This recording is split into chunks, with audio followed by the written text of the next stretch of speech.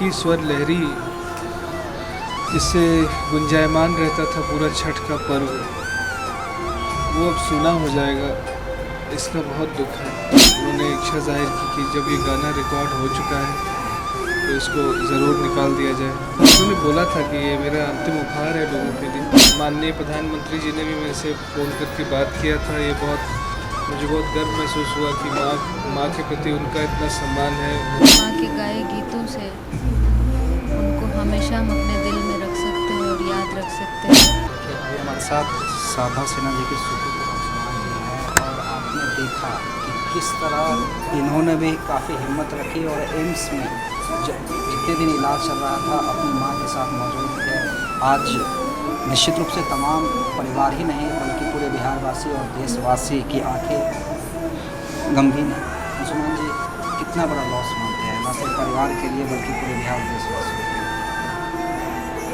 बहुत बड़ी क्षति है और किसी के सिर्फ शरीर त्याग देने की जो एक क्षति होती है वो अलग बात है।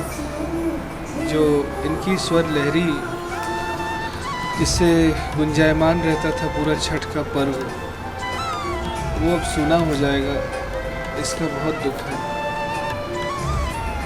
अंशुमान जी, हमने देखा कि शारदा सिन्हा हमारी स्वर कपिला थी, उन्होंने इलाज के दौरान भी हिम्मत नहीं हारी, काफ़ी फाइट किया उन्होंने। लेकिन ठीक है, वो तो भगवान की मर्जी है। लेकिन एम्स से भी उन्होंने छठ के गाने आपने ही रिलीज किया था आखिर। जी, ये उनकी इच्छा थी। जब वो आईसीयू में थी तो उस वक्त उन्होंने इच्छा जाहिर की कि जब ये गाना रिकॉर्ड हो चुका है तो इसको ज़रूर निकाल दिया जाए। तो यही दिखवा मिठाई छठी मैया, ये उनका अंतिम, उन्होंने बोला था कि ये मेरा अंतिम उपहार है लोगों के लिए। ये दे करके जा रही हूँ। कुछ दिन पहले आपने पिताजी को भी खो दिया, क्या लगता है वही जो सदमा था वो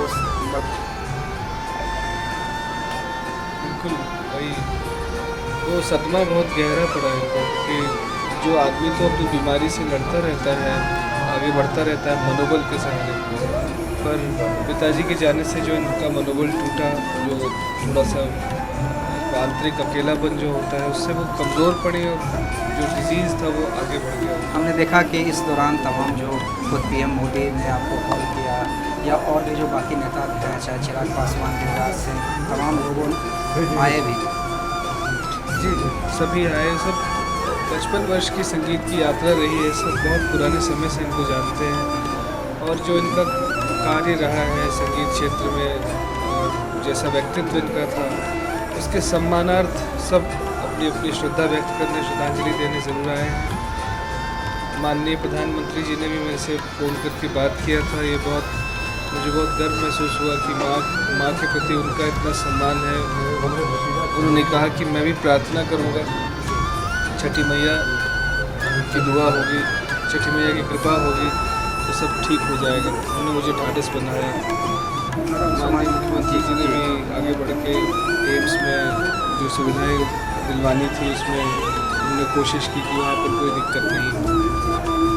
अच्छा, कल का क्या कार्यक्रम है?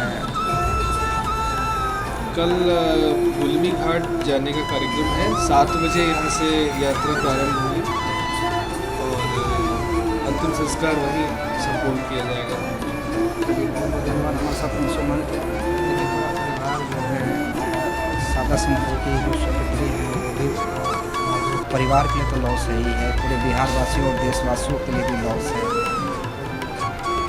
जी, बहुत दुखद है, बहुत बड़ा लॉस है हम सब के लिए।